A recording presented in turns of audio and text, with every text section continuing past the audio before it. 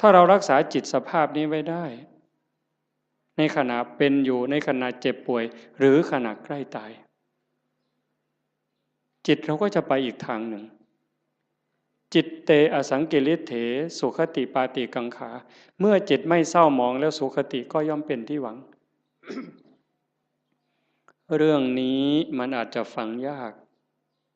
ไม่สนุกฟังแบบหนึ่งมันไม่สนุกเลย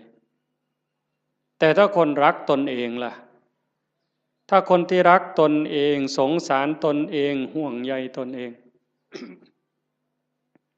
ห่วงใยจิตวิญญาณตนเองนี่ฟังเรื่องนี้นี่มันจะสนุกมากมันจะดูดไปเลยฟังแล้วสนุกอยากติดตามอยากทำความเข้าใจ